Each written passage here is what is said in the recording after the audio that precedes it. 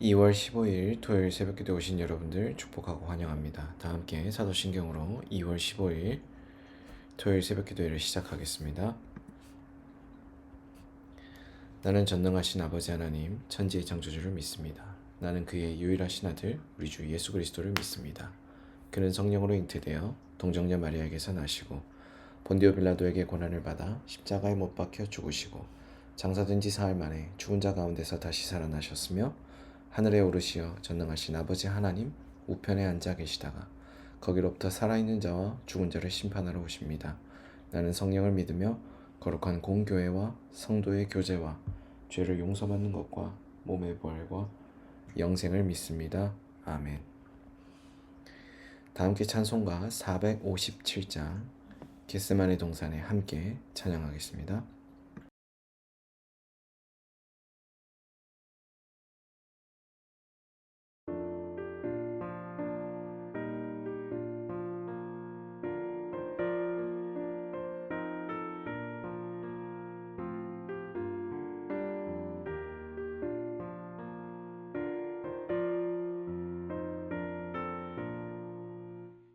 겟세마네 동산에 주를 생각할 때에 근심이나 걱정을 외면할 수 있을까.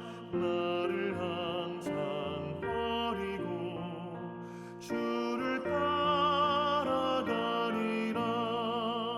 빌라도의 뜰에서 주를 생각할 때에 수치됨과 아픈 것 못 견딜 수 있을까.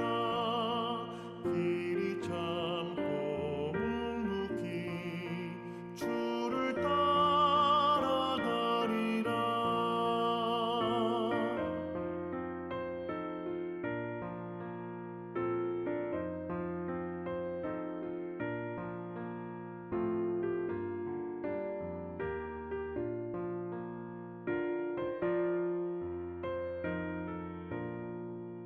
갈보리산 올라가 주를 생각할 때에 나의 받는 외로움을 비교할 수 없으리.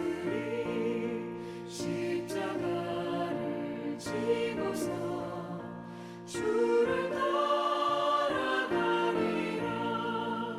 무덤에서 부활한 주를 생각할 때에 환난이나 죽음도 두려울 것 없으리. 승전가를 부르며 주를 따라가리라.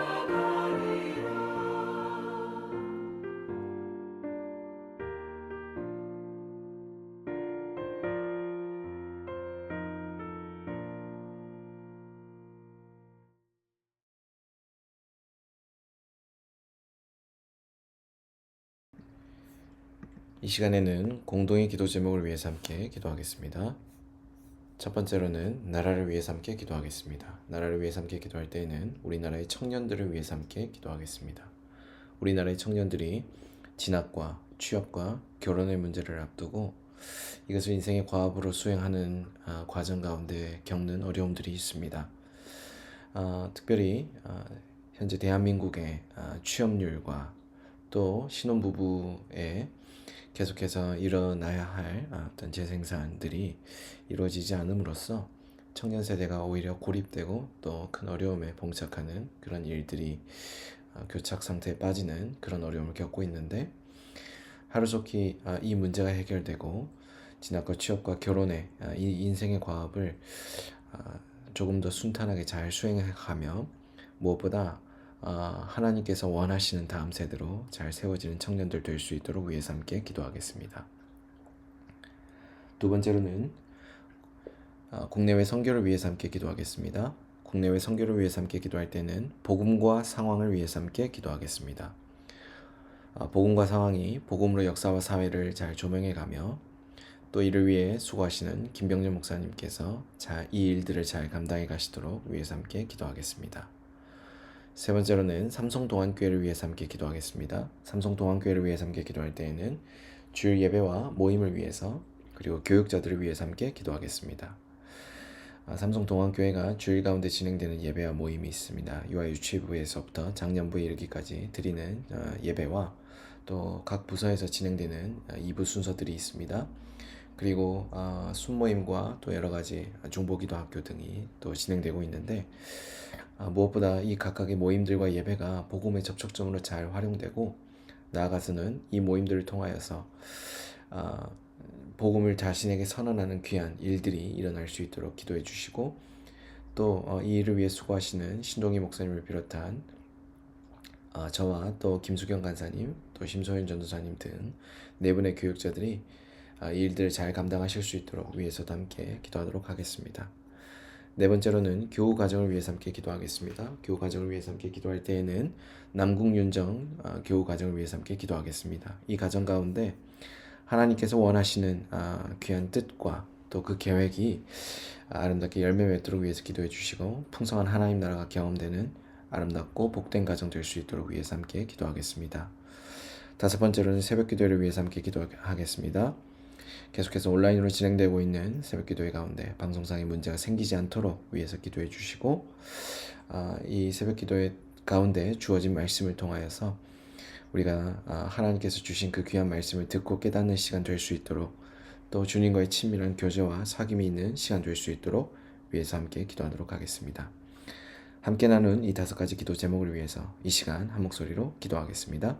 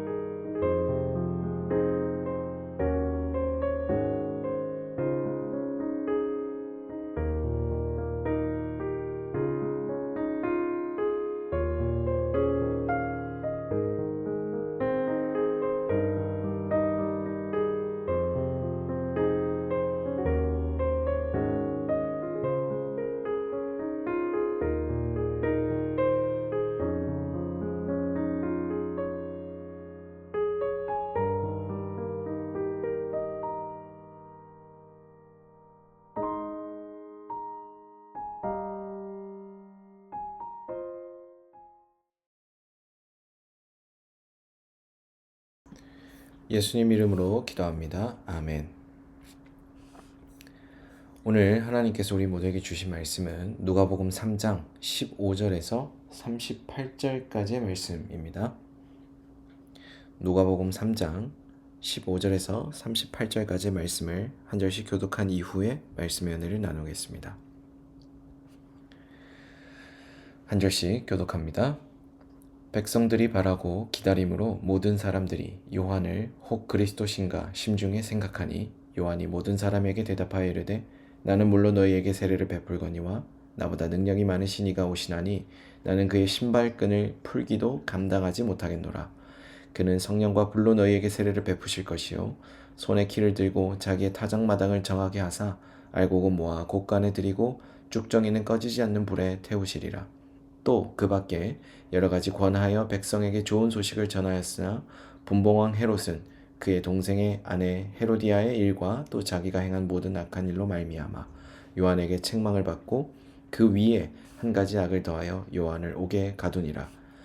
백성이 다 세례를 받을새 예수도 세례를 받으시고 기도하실 때 하늘이 열리며 성령이 비둘기 같은 형체로 그의 위에 강림하시더니 하늘로부터 소리가 나기를 너는 내 사랑하는 아들이라 내가 너를 기뻐하노라 하시니라.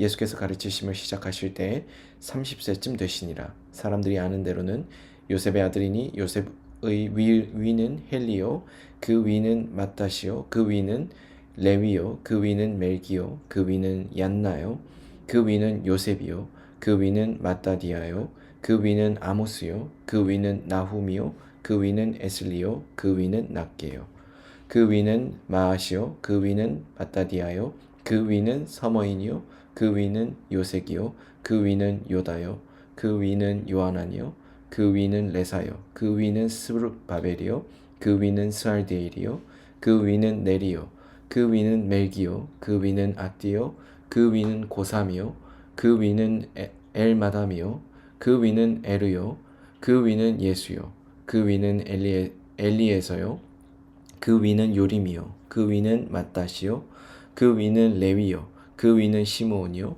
그 위는 유다요 그 위는 요셉이요 그 위는 요남이요 그 위는 엘리야김이요 그 위는 멜라아요 그 위는 맨나요 그 위는 마따다요 그 위는 나단이요 그 위는 다윗이요 그 위는 이세요 그 위는 오벳이요 그 위는 보아스요 그 위는 살몬이요 그 위는 나손이요 그 위는 아미나답이요 그 위는 아니요 그 위는 헤스론이요 그 위는 베레스요 그 위는 유다요 그 위는 야곱이요 그 위는 이삭이요 그 위는 아브라함이요 그 위는 데라요 그 위는 나홀이요 그 위는 스룩이요 그 위는 르우요 그 위는 벨렉이요 그 위는 헤버요 그 위는 살라요 그 위는 가이난이요 그 위는 아박사시요 그 위는 셈이요 그 위는 노아요 그 위는 레멕이요 그 위는 무드셀라요 그 위는 에녹이요 그 위는 야렛이요 그 위는 마할랄렐이요 그 위는 가이난이요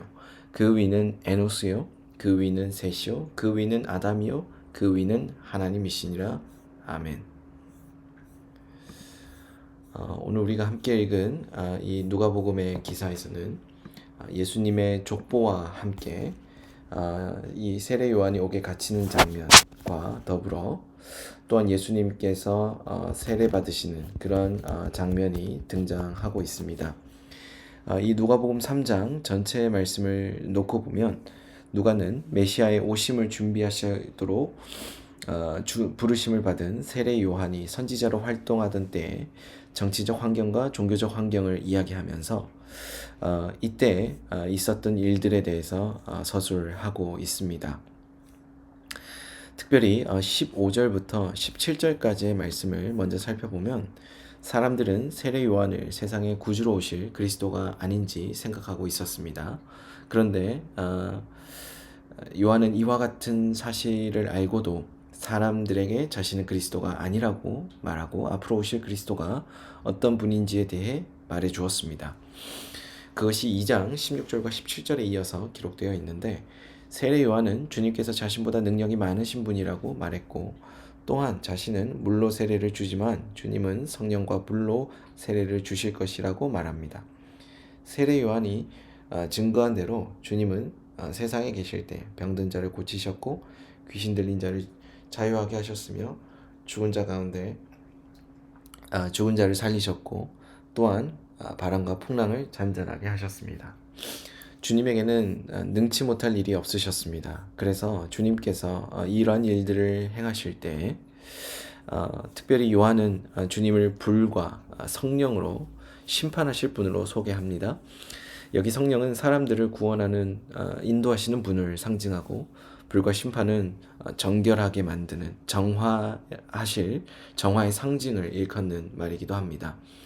그래서 성령과 불로 세례를 베푼다는 것은 성령의 역사하심으로 인하여 영적 각성을 가져오는 것과 심령을 새롭게 하는 것을 뜻합니다. 또한 세례 요한은 주님을 손에 키를 들고 자신의 타작마당을 정하게 하실 분으로 소개합니다. 이처럼 주님은 자신의 타작마당으로부터 알곡을 모아 곳간에 들이고 죽정이는 꺼지지 않는 불에 태울 것입니다. 또 그 밖에 이런 일들을 하실 그 예수 그리스도를 소개함과 동시에 세례 요한은 예수 그리스도를 예비할 자임을 소개하는데 그것이 예수 그리스도의 사역을 소개하는 것으로서 자신의 역할이 충분하다라는 것을 이 단락을 통해서 보여주고 있습니다. 그리고 이어서 18절부터 20절까지의 말씀을 보면 세례 요한이 헤롯으로부터 박해받은 사실을 말해주는데 마태나 마가복음에서는 세례 요한의 죽음에 대해 비교적 상세히 기록하지만 누가복음은 헤롯에 의하여 옥에 갇힌 사실만 대략적으로 기록합니다. 그러나 누가복음 외에는 세례 요한의 생애에 대해서는 어떤 복음서보다 자세하게 기록합니다. 여기 이제 세례 요한의 생애에 대해서 다른 복음서들을 참조해서 정리해 보자면 세례 요한은 주님께서 세례 요한에 대해서 여자가 낳은 자 중에 세례 요한보다 더 큰 자가 없다라고 말씀하셨고 그리고 또 누가복음 1장에 보면 너의 간구함이 들렸다. 즉 세례 요한이 엘리사벳에게 간구함으로 얻게 된 아들이었다라고 이야기하면서 자연적인 방법으로 아이를 낳을 수 없을 때 하나님께서 선물로 주신이다라는 것들을 누가복음에서 또한 이야기하고 있고요. 그리고 철저히 정제된 생활을 마태복음 3장에서 보여주고 있습니다. 그는 스스로가 굉장히 정결한 삶을 살았던 사람이었고 그리고 계시의 말씀을 따라서 이스라엘 가운데 예수님을 메시아로 선포하였습니다. 그리고 예수님께 세례를 베풀고 그를 하나님의 어린 양이라고 소개합니다. 그래서 세례 요한을 생애를 각 복음서마다 소개하고 있는 내용들을 통틀어서 함께 살펴보자면 그는 자신의 부르심에 철저히 순응하며 또 그것을 의식하며 살았다라는 것을 알게 됩니다. 그의 탄생을 생각할 때 그는 하나님께서 특별히 큰 은혜로 탄생하게 한 그러한 자였고 성경에서 이처럼 특별하게 탄생된 사람을 찾는 것은 쉽지 않은데 바로 그러한 탄생의 서사를 가지고 있는 것들을 보면 하나님께서 목적하신 것과 뜻하신 바가 그의 탄생 속에 있다라고도 볼 수 있는 것입니다. 그리고 세례 요한은 이러한 특별한 탄생과 더불어서 이 이스라엘 백성들에게 자신에 대한 사명 그리고 자신이 어떠한 삶을 살아야 될지에 대한 의식을 하는 것을 부르심에 대한 의식을 가지고 살았다라는 것으로 평가하게 될 때 하나님께서 이 이스라엘에게 사실은 선민의식을 심어주기 위해서 그들을 부르셨다라고 이야기하지 않았지만 그러나 세례 요한은 그의 부모였던 엘리사벳의 그 간구함으로 태어났던 그 배경을 들었는지 그는 끝까지 하나님께서 그에게 말씀하신 것들을 듣기 위해 간구하는 삶을 살기도 했습니다. 실제로 이스라엘에게 이러한 선지자가 주어졌다는 것은 굉장히 복된 일입니다. 이스라엘 사람들이 12살 때까지 의무 교육으로 받았던 교육 중에 선민 사상에 대한 교육이 있었습니다. 그러나 그는 그러한 선민의식을 갖기보다 또 그런 선민 사상을 가짐과 동시에 자신이 가지고 있는 어떠함을 자랑하기보다 하나님 앞에서 얼마나 더 합당한 자로 성장할 수 있었는지 그리고 또 어떤 삶을 살아야 될지에 대한 고민이 깊었던 사람이었던 것이죠. 그리고 두 번째로 이 세례 요한에 대해서 평가해 보자면 자신을 절제하는 것이 생활화된 사람이었습니다. 마태복음 3장에서도 이야기하는 것처럼 그는 약대의 털옷을 입고 허리에 가죽띠를 띠고 음식은 메뚜기와 석청만을 먹었던 사람이었습니다. 그의 음식은 이와 같이 정제된 것들이었고 그것이 레위기에서 이야기되는 것처럼 광야에서 이스라엘 백성들이 먹었던 것과 맥락이 비슷한 식량이었던 것입니다. 이것 역시 광야에서 쉽게 얻을 수 있는 것들이었는데 요한은 의식주 문제로 인하여서 부르심에 응답하는 삶을 방해받지 않으려고 가장 단순한 방법을 선택했던 것입니다. 그래서 그의 삶을 평가해 볼 때 부르심과 정제된 삶은 연동되어 있다라고도 볼 수 있습니다. 그리고 또 한 가지 세례 요한에 대해서 평가해 보자면 자신의 부르심을 맞춰야 할 시간을 아는 자였습니다. 요한복음 3장 30절에 보면 그는 흥하여겠고 나는 쇠하리라 하리라 라고 말합니다. 세례 요한이 자신의 때가 지나갔고 주님의 때가 온 것을 알고 있었습니다. 그래서 자신의 때가 지나면 다음 시대를 위하여 준비해 두어야 하고 또 예수 그리스도를 흥하게 하기 위해 자신은 퇴장해야 됨을 분명하게 밝히지요. 그리고 그가 부르심에 대해서 끝까지 응답하며 살았다는 것을 마태복음 11장이 증거해 주는데 주님께 오시리가 당신이 오니까 우리가 다른 일을 기다리니까라고 제자들을 통하여서 들었을 때 주님은 세례 요한의 제자들에게 그들의 물음에 대해 이렇게 말씀하십니다. 그리고 결정적으로 세례 요한의 연약함이 있었는데도 불구하고 진리의 말씀을 들으면 그 말씀으로 인하여 다시 영적으로 회복될 수 있었는데 주님에 대한 의심은 오히려 그로 하여금 더 확실한 진리로 나아가게 하였던 것을 우리는 알고 있습니다. 세례 요한이 연약한데도 불구하였던 것은 언제나 자신의 역할이 어디까지였는지를 분명하게 밝혔기 때문입니다. 정리하자면 세례 요한은 자신의 부르심에 끝까지 응답하는 사람이었고 그리고 자신도 연약하였지만 그러나 주님께서 오셨다라는 사실에 그는 끝까지 집중하며 살았습니다. 그런데 세례 요한이 헤롯에게 죽임을 당합니다.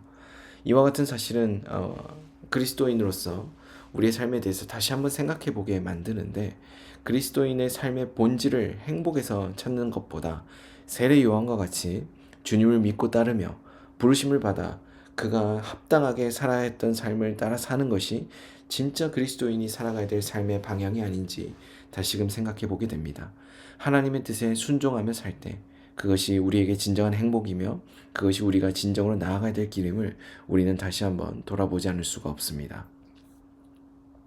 이어서 또 살펴보면 3장 21절과 22절에 백성들이 세례 요한으로부터 세례를 받을 때 주님께서도 세례를 받으시는 장면이 등장합니다. 주님께서 세례를 받으심으로 이루시고자 하신 의란 주님께서 세례 요한의 사역을 인정해 주기 위한 것이었을 것입니다. 그리고 세례 요한의 사역은 사람들을 회개로 인도하여 그들로 하여금 주의 길을 예비하는 것이었습니다.